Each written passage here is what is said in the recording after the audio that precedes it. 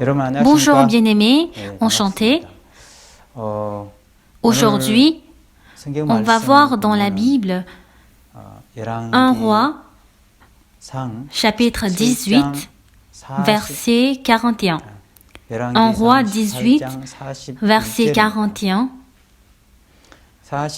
Du verset 41 au verset 46. Je vais lire. Et Élie dit à Achab, monte, mange et bois, car il se fait un bruit qui annonce la pluie. Achab monta pour manger et pour boire.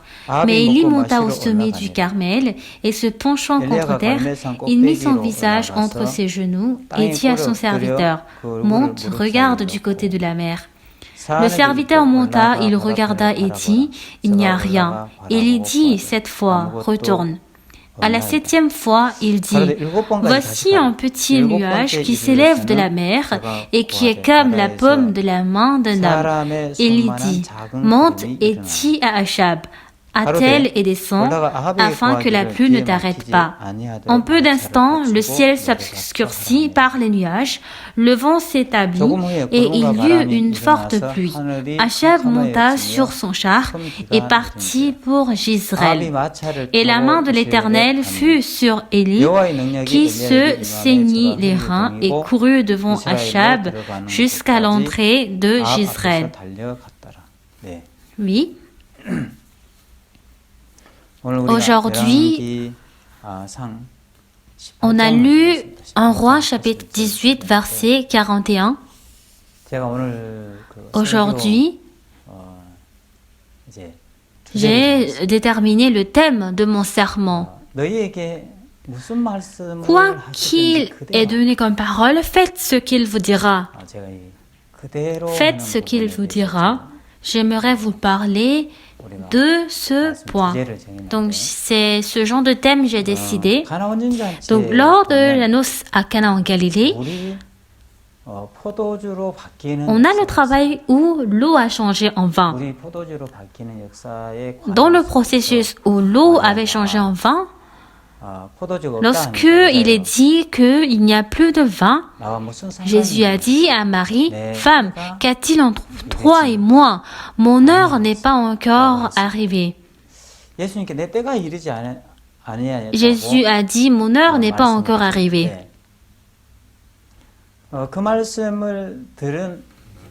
Marie qui a écouté cette parole, le temps n'est pas encore arrivé.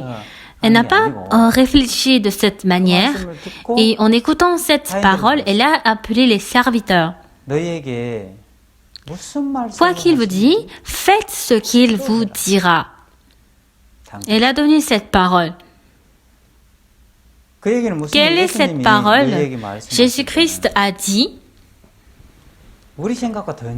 il donne une parole différente de notre pensée. Il donne une parole qui ne correspond pas à notre standard. En ce moment, je ne dois pas insister sur ma pensée et mon jugement, mais je dois suivre la parole de Dieu qui dit, faites ce qu'il vous dira. Et ensuite, l'eau avait manqué à la noce à Cana en Galilée. Jésus-Christ était venu et il avait donné la commission aux serviteurs. Selon la saleté des Juifs, il y avait 6 vases de pierre, 6 vases. Donc ils doivent remplir, il a dit de remplir d'eau ces vases. Les serviteurs sont allés au puits et ils ont rempli l'eau, ces vases. Ils ont rempli et Jésus-Christ a dit maintenant apportez-en à l'ordonnateur du repas. Et Jésus-Christ a dit que c'est le vin. Les serviteurs ont réfléchi, mais certainement nous venons de puiser de l'eau du puits et nous venons de remplir d'eau ces vases. C'est l'eau pure en réalité selon leurs yeux. Mais Jésus-Christ dit que c'est le vin et d'apporter à l'ordonnateur du repas. Les serviteurs, ils ont dit non, comment c'est le vin? C'est de l'eau pure. Parce que nous venons de puiser de l'eau dans le puits. Nous avons réellement vu de nos yeux, c'est de l'eau. C'est de cette manière. Ce n'est pas ainsi que les serviteurs ont insisté sur leur pensée à Jésus, mais en écoutant cette parole, ils ont abandonné toutes leurs pensées, ils ont puisé de l'eau et ils ont apporté à l'ordonnateur du repas. Comment l'eau a changé en vin, on ne sait pas très bien, mais en allant, on peut voir que l'eau avait changé en vin. L'ordonnateur du repas, en buvant l'eau changée en vin, il était très content. Dans le processus où l'eau avait changé en vin, comment l'eau peut changer en vin? En voyant l'eau changer en vin, il devait comprendre pour apporter, et jusqu'à sa mort, on doit, même si on réfléchit, même si on examine, il n'y a pas de loi où l'eau a changé en vin. Juste simplement, j'ai vu que c'est de l'eau pure, mais parce que Jésus-Christ a dit c'est du vin. Les serviteurs, selon la parole de Jésus-Christ, quoi qu'ils disent, ils ont fait selon ce qu'il avait dit. C'est ça le travail de Dieu. Le travail de Dieu, quoi qu'il dise, quoi qu'il donne comme parole, faites ce qu'il vous dira. Pour moi, une fois, le serviteur de Dieu avait rassemblé nous les pasteurs et il avait prêché la parole. En nous prêchant la parole, qu'est-ce que le pasteur nous avait dit? Bien-aimés, je vais vous rendre en tant que meilleur pasteur du monde. Pour devenir le meilleur pasteur du monde, il y a un problème. Et de cette manière, Dieu, par exemple, pasteur a donné sa parole. Auparavant, il avait raconté l'histoire d'un vendeur de chaussures de paille très reconnu. Le père vendait et ainsi son fils aussi vendait ses sandales de paille. Donc, mais en fait, le commerce de la vente du fils des chaussures de paille ne marchait pas. Mais par contre, le père, il arrivait à très bien vendre les chaussures de paille. Alors le fils, il avait eu beaucoup d'inquiétude en lui. Mais pourquoi moi, je n'arrive pas à vendre? Si je compare mes chaussures avec ceux de mon père, il n'y a pas de différence. Et c'est de la part de mon père que j'ai appris. Avec la même méthode, on a fabriqué les chaussures de paille. Il n'y a pas de grande différence. Mais les clients, vraiment, ils n'ont que acheté les chaussures du père. Alors le fils, en faisant la vente des chaussures de paille, il avait échoué et par contre le père, il avait réussi. Alors le fils avait eu beaucoup de soucis et un jour il a décidé son cœur et il est parti chercher son père. Père, aidez-moi s'il vous plaît. Père, pourquoi vous arrivez à bien vendre vos chaussures de paille? Et pourquoi pour moi cela ne passe pas? Je sais qu'il y a une certaine raison, mais je n'arrive pas à connaître cette raison. Et le père, même si le fils lui avait demandé la méthode pour bien vendre les chaussures, mais le père ne lui avait pas montré. Et après beaucoup de temps, le père, il était âgé et c'était le moment où il devait mourir. Et le moment où il devait mourir, le père, il était couché au lit et c'était au moment où il voulait vraiment quitter le monde et le fils était vraiment pressé. Père, vous ne devez pas partir de cette manière. Père, explique-moi comment tu arrives à bien vendre. Et le père, a ouvert ses yeux brusquement. Pour la dernière fois, il a ouvert ses yeux et il a regardé son fils. Il a dit « poil, poil ». Et ensuite, il avait quitté le monde. Le fils a écouté le testament de son père. Poil. Cette signification, quelle est cette volonté? Toi et moi, on fabrique les chaussures de paille. Mais il y a une différence, c'est le poil. Le fils, en fait, le père, après avoir fabriqué les chaussures de paille, il y a le brin de paille qui sort de ses chaussures et il retouchait le poil. Mais le fils, parce qu'il en avait marre, il avait juste fabriqué les chaussures sans enlever les poils. Et les clients, ils savaient exactement la bonne chaussure et ils ont acheté juste les chaussures de son père. C'était ça la différence de vente de son père et de lui. Bien-aimé, le fait de réussir ou d'échouer, en fait, il n'y a pas de si grande différence. Mais il y a seulement une très petite différence. C'est juste une différence d'un papier.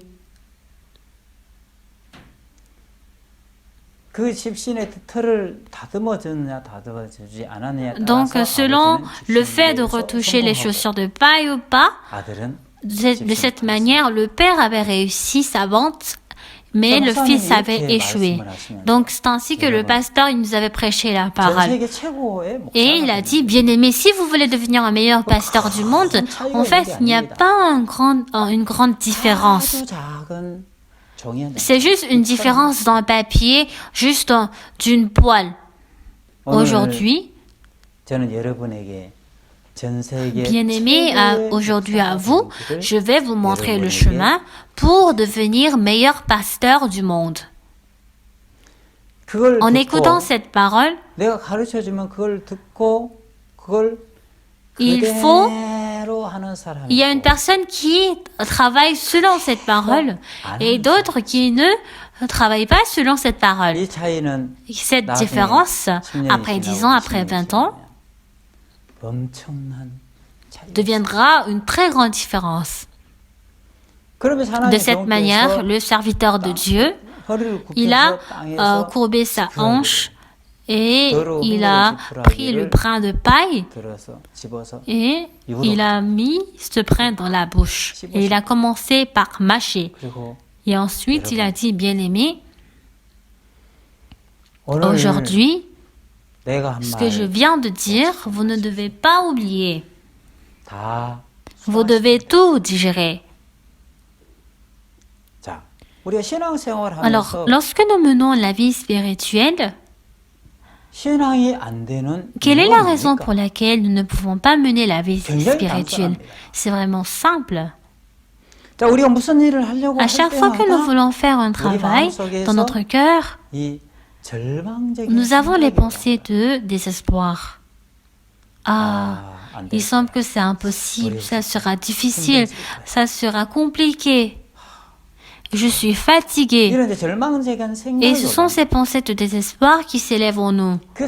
Et une fois que ces pensées s'élèvent, bien-aimés, pourquoi êtes-vous tranquille? Nous avons beaucoup de paroles que nous avons écoutées dans l'Église. Nous devons faire sortir cette parole et nous devons contre-attaquer. Le joueur qui contre-attaque bien est le meilleur joueur du monde. Faisons le ping-pong, le tennis de table. Donc, l'adversaire a lancé la balle. Est-ce qu'on doit rester tranquille? Non, on doit contre-attaquer. L'adversaire m'a attaqué et si je suis resté juste tranquille, cette personne ne pourra jamais devenir champion. Un meilleur champion du monde, c'est celui qui contre-attaque bien. C'est pareil avec le basketball et même le football. Lorsque l'adversaire a lancé la balle, si je ne peux pas contre-attaquer, le tennis de table n'est pas intéressant et cette personne ne pourra jamais devenir champion. Bien-aimés, en menant la vie spirituelle, le grand problème, c'est que à chaque fois que nous voulons faire un travail, toujours dans notre cœur, nous avons les pensées du désespoir, les pensées négatives que le diable nous donne. Judas Iscariote a vendu Jésus. Après avoir vendu Jésus dans son cœur, quel genre de pensée il avait? Il avait beaucoup de désespoir. Ah, en fait, je suis le serviteur de Jésus. Mais j'ai gagné 30 deniers pour vendre Jésus. Je suis une personne si seule. Il serait mieux que je meure. Comment je peux regarder Jésus? Je dois mourir, je dois mourir.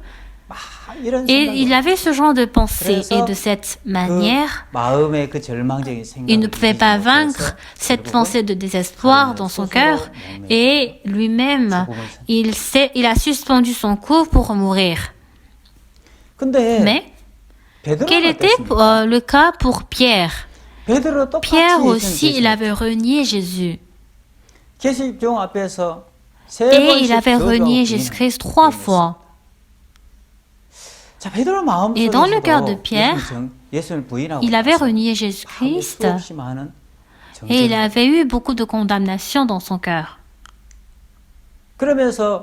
Et Pierre, en courbant sa tête, il a dit, « Ah, j'ai maudit Jésus.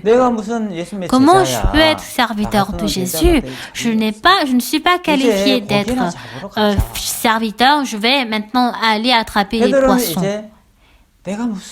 Comment je suis disciple? Comment je suis évangélisateur? » Et ainsi, il est parti attraper les poissons. Et ce jour-là, ce moment, Jésus-Christ s'est manifesté à Pierre. « Pierre, Pierre, est-ce que tu m'aimes ?» Il a posé cette question. Et dans le cœur de Pierre, il a maudit Jésus 3 fois et même renié Jésus 3 fois. Mais de l'autre côté, il avait le cœur d'aimer Jésus. Quand Jésus a posé cette question, m'aimes-tu? Et quand Pierre a vu son cœur, il aimait son cœur. Il aimait Jésus-Christ. Seigneur, tu sais que je t'aime. Jésus voulait conduire Pierre. Moi, j'ai renié Jésus-Christ 3 fois. Comment je peux être serviteur alors que j'ai trahi mon maître? Plutôt, je ne suis plus qualifié d'être disciple de Jésus. Il serait mieux que je meure. Et c'est ainsi, il était conduit par des pensées de désespoir. Et qu'est-ce que Jésus-Christ a enseigné à Pierre? Oui, toi. Oui, c'est vrai que tu m'as renié 3 fois dans ton cœur. Mais tu as quand même le cœur d'aimer Jésus-Christ. Tu dois être conduit par ce cœur. Et c'est ainsi que Pierre, depuis ce jour, j'ai le cœur d'aimer Jésus-Christ.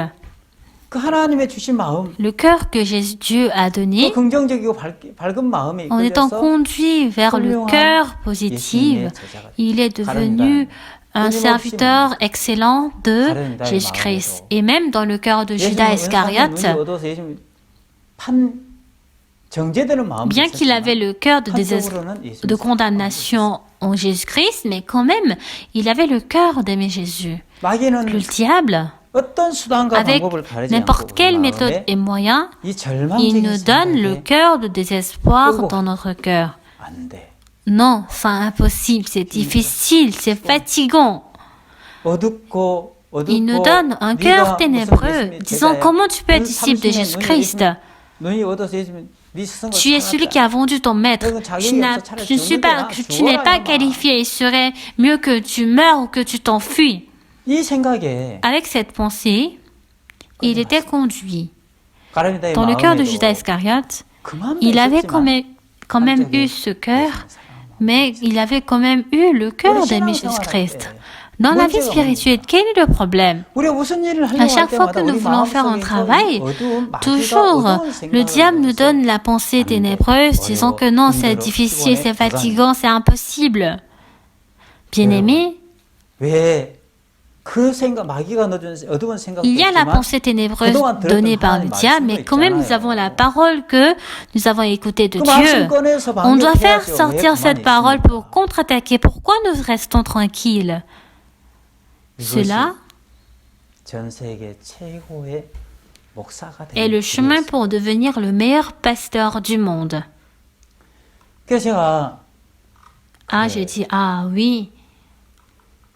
En écoutant la parole, dans mon cœur, j'ai essayé de décider mon cœur. Oui. À partir de maintenant, quoi que l'Église me dit, quoi que le serviteur de Dieu me dit, je vais suivre cette parole telle qu'elle. Je vais décider mon cœur juste une semaine et quoi qu'il me dise, je vais écouter cette parole. Et ce jour-là, j'ai décidé dans mon cœur. Et une fois,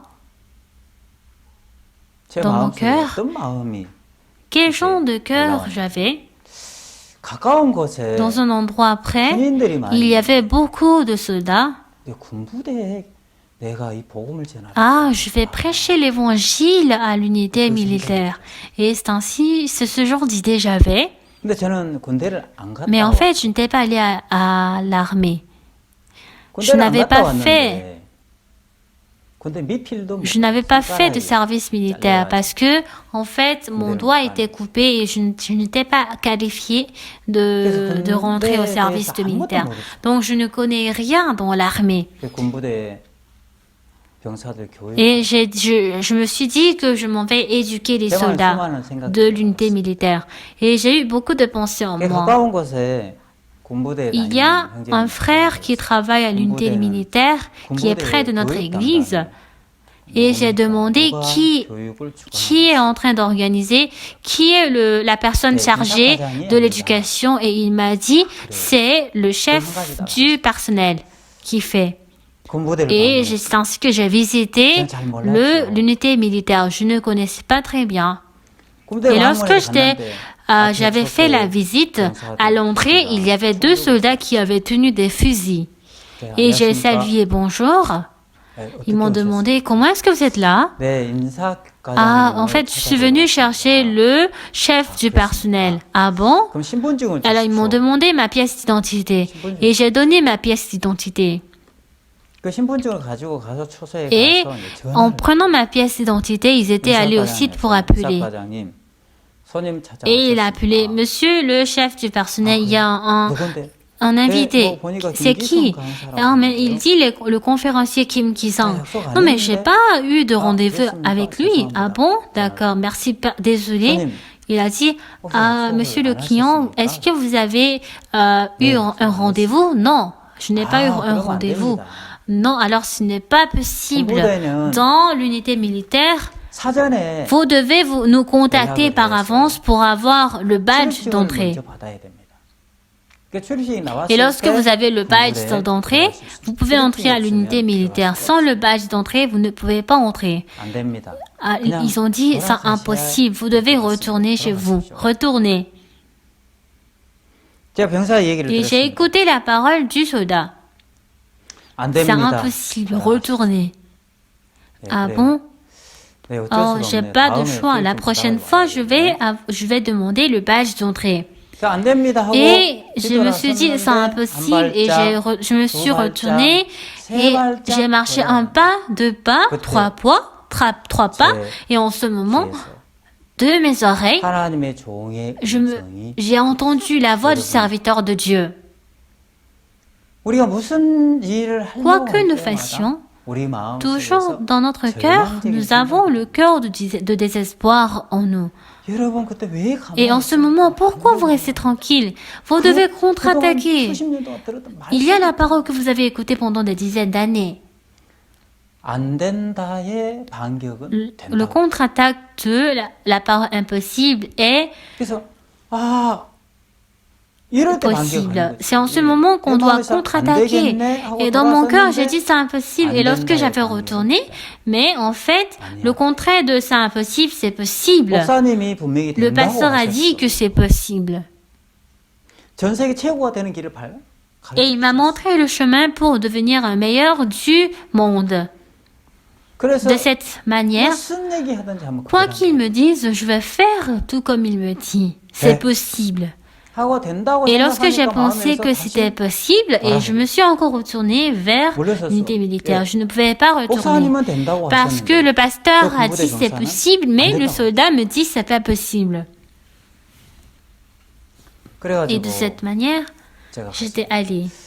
Ah, monsieur le soldat, alors, avec le chef du personnel, est-ce que je pourrais l'appeler? Est-ce que vous ne pouvez pas me trouver le moyen pour l'appeler? Il a dit non, c'est impossible. J'ai demandé encore une deuxième fois, il a dit non. Alors, si je ne peux pas entrer dans l'unité militaire, alors le chef du personnel ne pourra-t-il pas descendre? Vous ne pouvez pas l'appeler pour qu'il puisse descendre? Il a dit non, c'est impossible. Il a dit non. Et j'ai demandé 3 fois. Et la 4e fois, j'ai dit, alors moi-même, je vais appeler le chef du personnel. Alors, vous avez le numéro? Si vous avez le numéro, donnez-moi. Mais en fait, je n'avais pas son numéro et j'ai fait sortir mon téléphone. J'ai quand même fait sortir le téléphone. Je ne connaissais pas le numéro du chef du personnel. Et en ce moment, Dieu m'avait donné la sagesse. Sans que je ne sache, j'ai appuyé 114. 031 114. J'ai appelé ce numéro et ils m'ont demandé à qui est-ce que je vais vous connecter. Donnez-moi le numéro de l'unité militaire. Et c'était 1588. Et ensuite ils m'ont demandé quelle unité militaire. Alors changez au niveau 24. Et j'ai appelé le numéro 24. Dans quelle unité on va vous connecter? Le numéro 8087. Parce qu'il y avait sur le plaque ce numéro. Alors, quel département vous voulez être appelé? Vous voulez appeler le bureau du personnel. Qu'est-ce que vous cherchez dans le bureau du personnel? J'aimerais appeler le chef du personnel. Et c'est ainsi que j'ai pu appeler le chef du personnel. Pasteur, le chef du personnel, je suis un expert en éducation au respect de la vie et à la prévention des accidents. L'unité militaire doit recevoir l'éducation et je suis là pour vous aider. J'aimerais vous rencontrer. Mais en fait, je n'ai pas le badge d'entrée et je ne peux pas entrer. Donc, fabriquez-moi un badge d'entrée. Et il a dit, non, c'est impossible, vous êtes venu brusquement et c'est un peu dérangeant de notre côté. Alors, venez la prochaine fois. Alors, est-ce que je peux venir demain? Non, demain, je suis occupé. Alors, est-ce que je peux venir le lendemain? Il a dit, non, je suis occupé le lendemain. Alors, je vais venir vendredi. Je vais venir. Il a dit non, je vais venir le lendemain. Non, le lendemain. Non, toujours il a dit non pendant 25 minutes. Mais le président aussi n'est pas occupé de cette manière. Alors, quand est-ce que je pourrais vous rencontrer? J'en ai marre. Venez le 25. Alors, si je viens le 25, est-ce que vous pouvez me faire un badge d'entrée? Oui, d'accord. Et je suis allée le 25. Et j'étais allée le 25, j'ai rencontré le chef du personnel. Et pendant 40 minutes, je lui ai donné l'éducation sur le changement de la mentalité. En écoutant cette conférence, il était très content, il avait ouvert son cœur. Il avait dit, je ne savais pas que c'était une si bonne éducation. Il a dit, on va travailler ensemble et c'est ainsi que le chemin pour travailler à l'unité militaire était ouvert. En ce moment, le serviteur de Dieu a dit, bien-aimé, je vais vous montrer le chemin pour devenir un meilleur pasteur du monde. Le chemin pour devenir un meilleur pasteur du monde, si je t'enseigne, il faut écouter cette parole. Il y a une personne qui fait selon cette parole et d'autres qui ne font pas selon cette parole. Cette différence, après 10 ans, cette différence deviendra une très grande différence. En ce moment, j'ai contre-attaqué dans mon cœur. Certainement, l'unité militaire a dit non, c'est impossible. J'ai écouté cette parole. Mais moi, le pasteur a dit que c'était possible. Alors, si la parole du pasteur est la réalité, alors le soldat de l'unité militaire ment. Mais si la parole du soldat de l'unité militaire est vraie, alors la parole du pasteur est faux. Mais Dieu ne peut pas mentir, bien-aimé. De cette manière, dans mon cœur, depuis ce jour, j'avais commencé par ne pas avoir les pensées du désespoir. Et depuis ce jour, je n'ai jamais désespéré dans mon cœur. Pour moi, une fois, j'étais allé au camp au Cambodge, en Asie du Sud-Est. Donc, j'avais accompagné le pasteur Park. Et pendant le camp, ce jour-là, en tant qu'orateur du matin, c'était normalement le fils du Premier ministre qui devait venir. Et il y avait une rencontre entre le fils du Premier ministre et le pasteur. Et le matin, le pasteur, il s'était levé et le pasteur avait dit, on va nager à la piscine. Et après avoir nagé pendant un long moment, on a vu que le temps s'était beaucoup écoulé. Et le pasteur, en regardant l'heure, il a dit, on est en retard, on va vite bouger. Et on est monté à la chambre d'hôtel et on voulait se doucher. Et le pasteur a dit, parce qu'on n'a pas le temps, 2 personnes vont rentrer dans la douche pour se doucher. Le pasteur Kim Ak-chol et un autre pasteur sont allés dans l'autre douche et moi avec le pasteur Park, on avait douché ensemble. Et dans la douche, il y a la cabine de douche en verre et le baignoire. Et le pasteur, il était entré dans le baignoire et il m'a demandé de me doucher dans la cabine de douche en verre. En fait, la cabine est l'endroit où c'est confortable de doucher. Et le baignoire où le pasteur est, c'est un peu glissant. Non, mais pasteur, vous devez entrer dans la cabine de douche plutôt. Mais le pasteur a dit, non, toi, il faut entrer. Mais dans mon cœur, quoi qu'ils disent, je me suis dit, je vais faire selon la parole du pasteur. Et c'était le moment où j'avais décidé dans mon cœur. Et lorsque j'étais entrée dans la cabine de douche, il y avait la serviette, le savon et le shampoing. Mais dans le baignoire, il n'y avait pas. Et j'ai demandé au pasteur, est-ce que vous avez le savon, le shampoing? Il a dit non. Pasteur, vous devez utiliser le shampoing d'abord. Mais il a dit non, il faut utiliser d'abord. Donc moi, j'ai lavé mes cheveux avec le shampoing. Et je commençais par avoir des pensées en moi. Non, il faut que le pasteur qui est âgé utilise d'abord le shampoing, la serviette et le savon, mais il me dit d'utiliser d'abord. En moi, dans la prison, en tant que meurtre, en tant que criminel, j'ai passé pendant un long moment dans la prison. Dans ma vie, je n'ai que commis le péché, je n'ai que le mal. Un mal, est-ce qu'il peut est-ce qu'une personne si gentille peut faire le meurtre et devenir un criminel? En ce moment, j'ai eu beaucoup de pensées quand je me douchais avec le pasteur. En fait, c'est la personne adulte qui doit se doucher d'abord. Il doit d'abord utiliser le savon, le shampoing. Et j'ai eu ce genre de pensée. Et j'étais vraiment dérangeant. Et je me suis rapidement douché. On s'était rapidement douché et on avait pris le repas. Et parce que, en fait, on n'avait pas le temps, le pasteur, dans 2-3 minutes, il avait fini de manger. Et parce que le pasteur aussi a laissé sa cuillère, nous aussi on a laissé notre cuillère et on avait suivi rapidement le pasteur.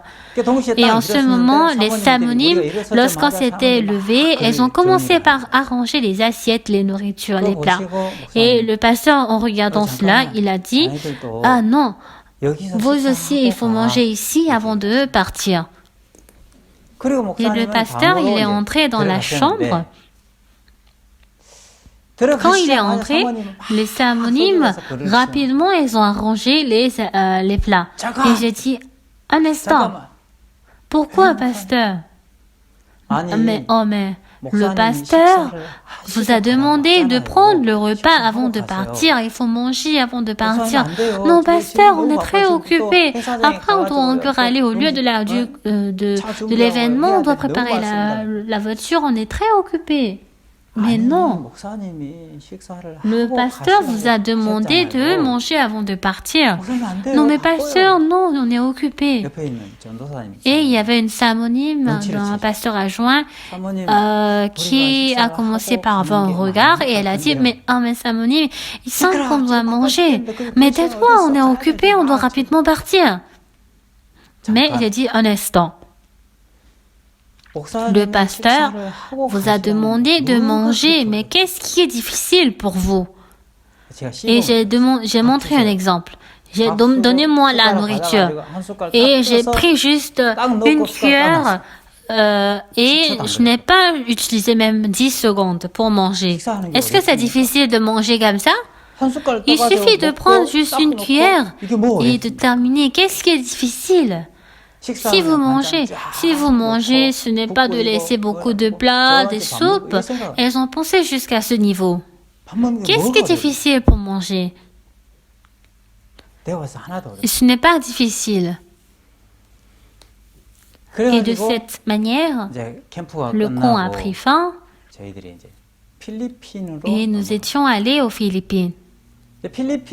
Après le camp aux Philippines, on voulait revenir en Corée et on était allé à l'aéroport et la nuit, on a reçu un coup de fil disant que en fait on doit vite quitter la maison le lendemain parce qu'il y a une manifestation aux alentours de l'aéroport et donc si on est en retard on peut risquer le fait de ne pas pouvoir prendre l'avion. Donc c'est ainsi qu'on a quitté rapidement la maison et en fait il n'y avait pas de perturbement de trafic et très facilement on était arrivé à l'aéroport.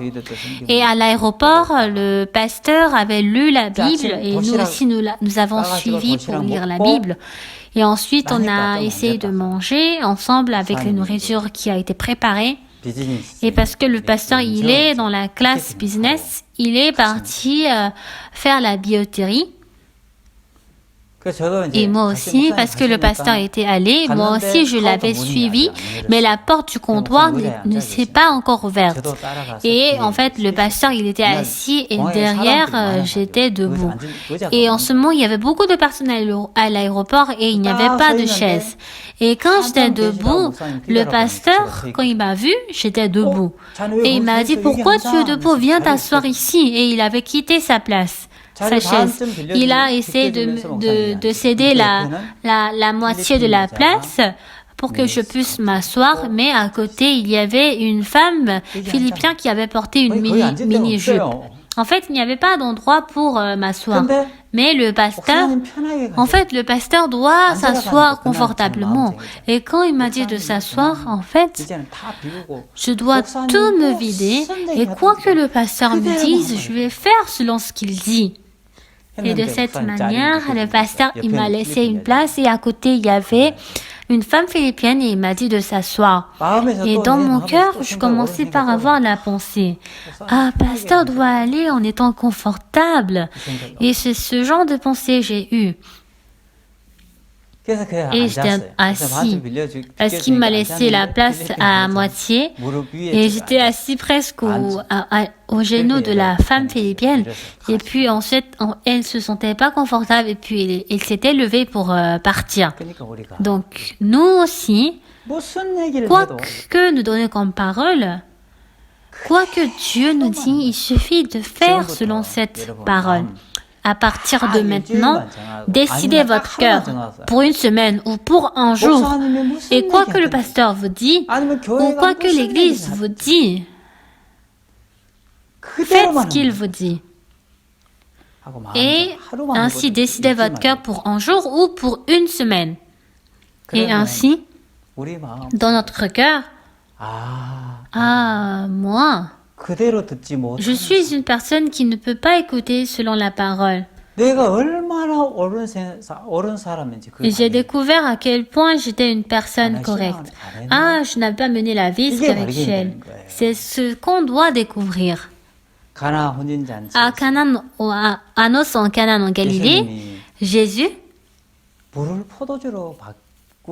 dans le processus où il a changé l'eau en vin, Marie a dit, quoi qu'il vous dise, faites ce qu'il vous dira.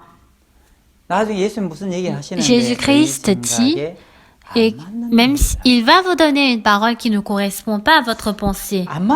S'il vous donne une parole qui ne correspond pas à votre pensée, ne dites pas non, c'est impossible.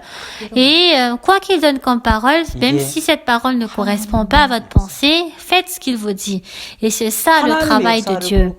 Et en suivant le travail de Dieu, et quel est le moment où Dieu travaille? Quoi qu'il nous donne comme parole, on doit avoir la fonctionnalité d'écouter selon la parole et c'est en ce moment que Dieu, il travaille. J'ai décidé votre cœur et faites cela pour un jour seulement. Dans notre parole principale, il y a le serviteur de Dieu, Élie, qui a donné quelle parole?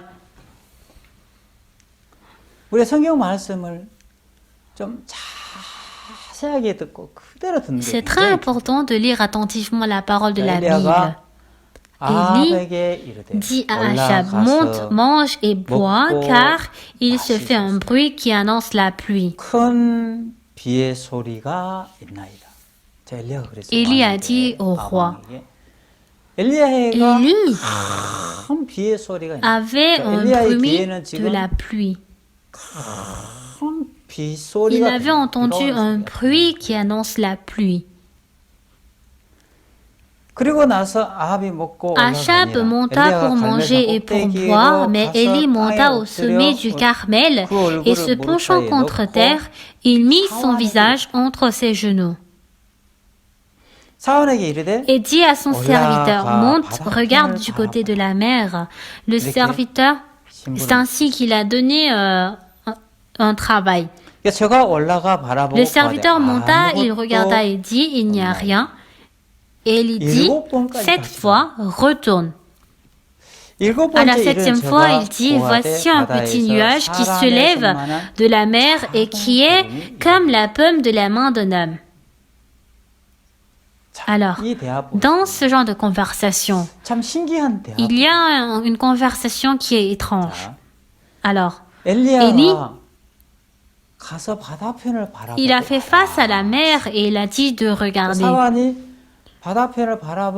Le serviteur, en regardant la mer, il était parti. Mais, et devant le serviteur, qu'est-ce qu'il y avait? Il n'y avait pas de nuages et il faisait vraiment beau. Donc, et il a dit il n'y avait rien. Le serviteur, est-ce qu'il est celui qui écoute la parole d'Élie telle qu'elle? Ou est-ce qu'il a parlé de ce qu'il a vu exactement et ce qu'il a entendu exactement? Élie, dans les oreilles d'Élie, il avait entendu le son de la pluie.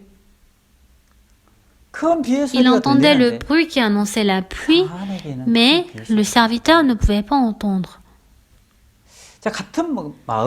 Le même cœur, c'est quoi? Écouter la parole telle qu'elle. Qu'est-ce que c'est? Par exemple, par hasard, si Élie avait écouté la parole du serviteur, Dieu a dit qu'il y a le bruit qui annonce la pluie, mais quand il était allé, il n'y avait pas de nuée.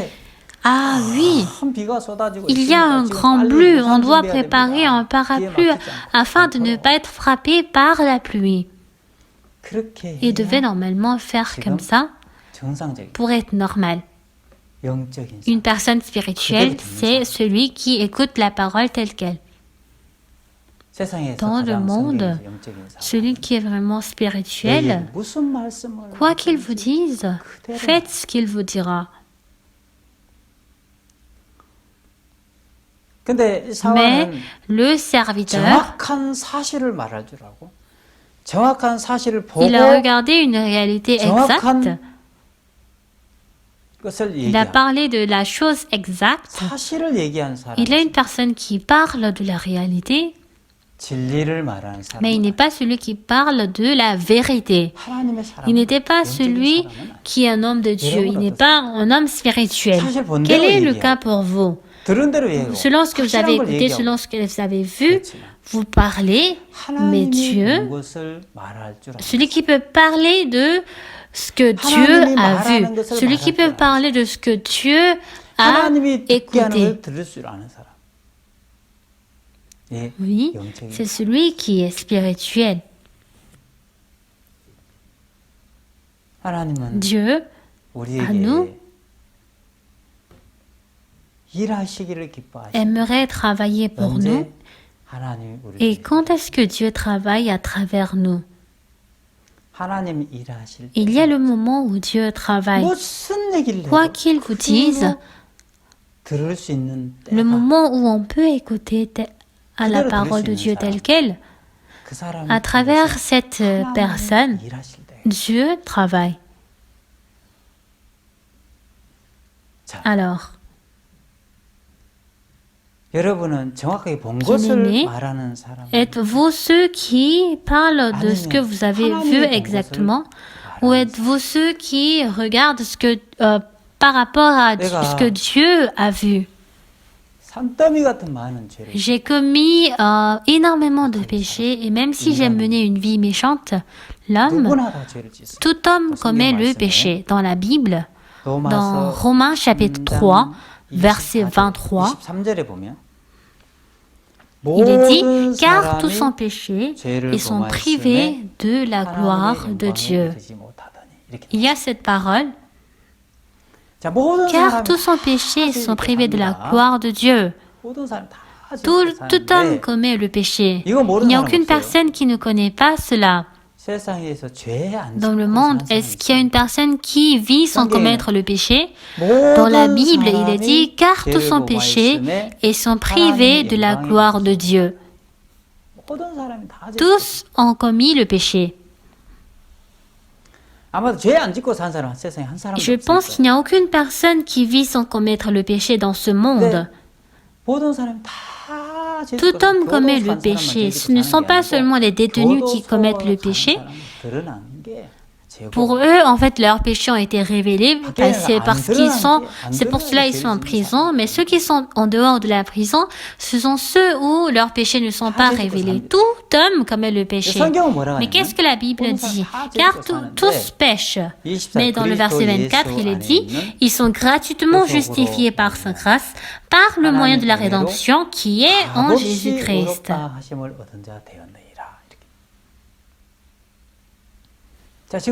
Qu'est-ce que la Bible nous dit? Par la grâce de Dieu, nous sommes gratuitement justifiés par cette grâce. Lorsque le serviteur d'Élie il est parti regarder, il a dit de regarder la mer, mais en fait, il faisait vraiment beau. Il n'y avait pas de nuée, le temps faisait vraiment beau et il ne pouvait rien voir. C'est ce qu'il avait dit. Mais Élie avait dit qu'il y avait le bruit qui annonce la pluie. Bien que nous commettons certainement le péché, et selon la situation, même aujourd'hui je commets le péché, mais qu'est-ce que Dieu m'a dit?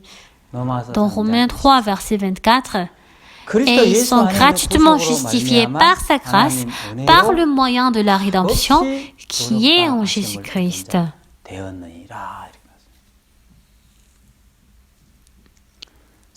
La Bible, oui, vous commettez le péché. Jusqu'au verset 23, tous sont péchés, tous sont des pécheurs. Mais dans le verset 24, mais ils sont gratuitement justifiés par sa grâce, par le moyen de la rédemption qui est en Jésus-Christ. Alors, celui qui peut écouter la voix de l'Éternel telle qu'elle, c'est celui qui est le plus spirituel. Chaque jour, on commet le péché, mais qu'est-ce que Dieu nous dit? Par le moyen de la rédemption qui est en Jésus-Christ, ils sont gratuitement justifiés par sa grâce. Dieu me dit que je suis juste.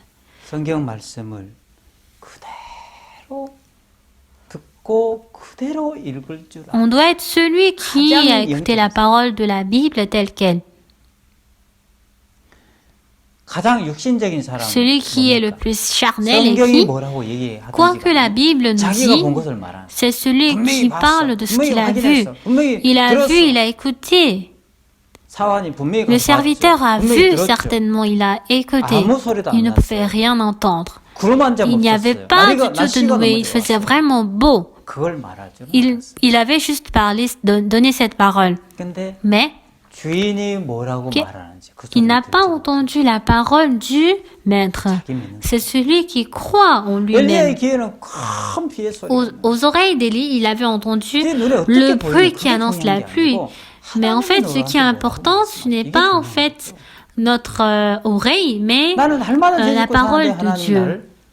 Même si je commets le péché, Dieu me dit que je suis juste. Dieu me dit que je suis saint. Et alors, même si j'ai commis beaucoup de péchés, si Dieu me dit que je suis saint, je suis juste, je peux dire oui, je suis juste. C'est ça celui qui est le plus spirituel. Et en ce moment, la porte du paradis s'ouvre. Même s'il semble être l'eau pure, même si c'est de l'eau pure puisée du puits, c'est uniquement de l'eau pure. Et même en venant, il a déjà goûté et c'était de l'eau. Mais Jésus-Christ dit que c'est le vin et il faut apporter à l'ordonnateur du repas. Mais comment cela peut être le vin? Nous venons de puiser de l'eau. Mais comment cette eau peut changer en vin?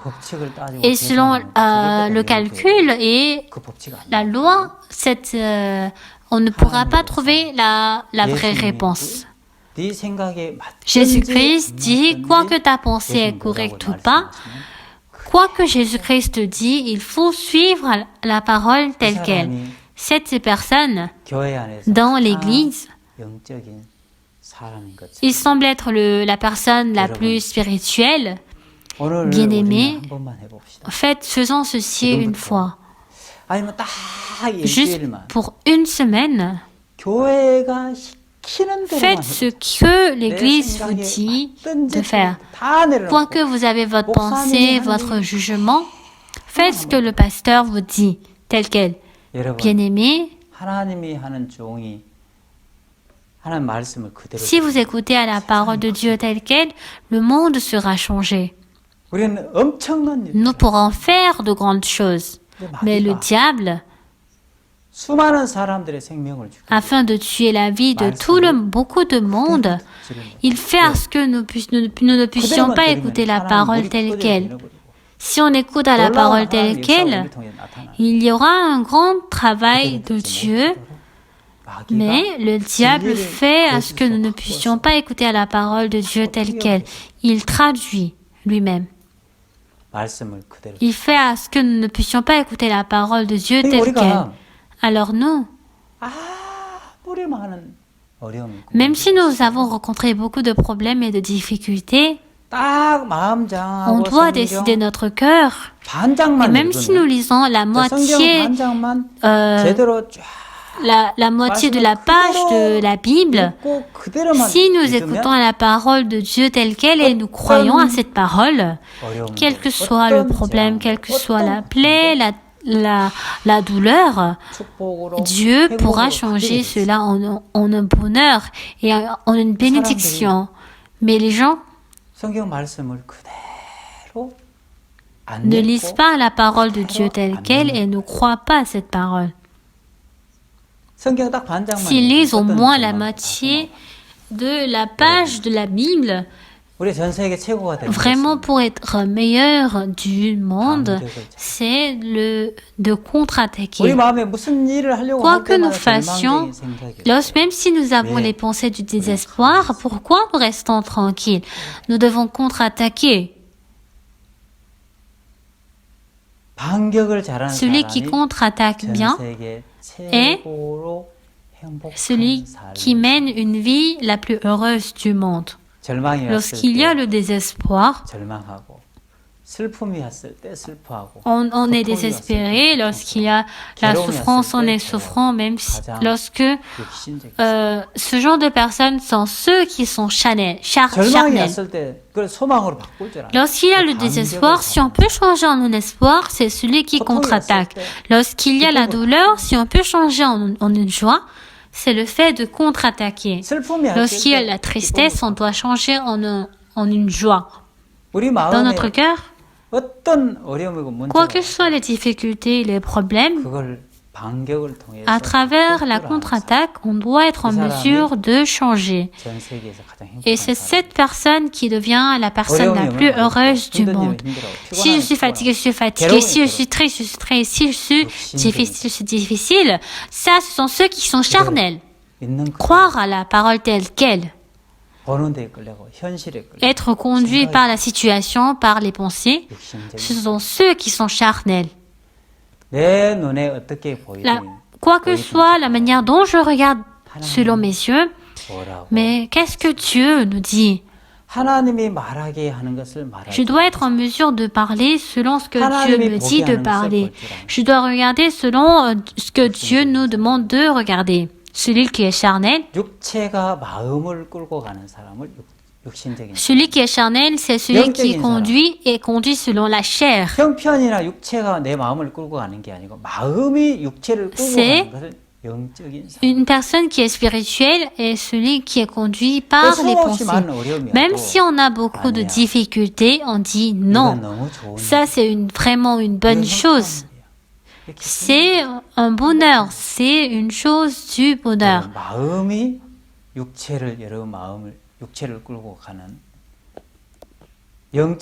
Il y a le travail spirituel. C'est ainsi que votre vie spirituelle sera bénie et je voudrais que vous puissiez mener une vie heureuse et dans la pratique, à partir d'aujourd'hui, faites ce que le pasteur vous demande de faire. Décidez au moins une fois, une semaine. Et c'est ainsi que dans votre vie, toutes choses qui semblent être impossibles seront changées en espoir. Que cette bénédiction soit sur vous. Merci.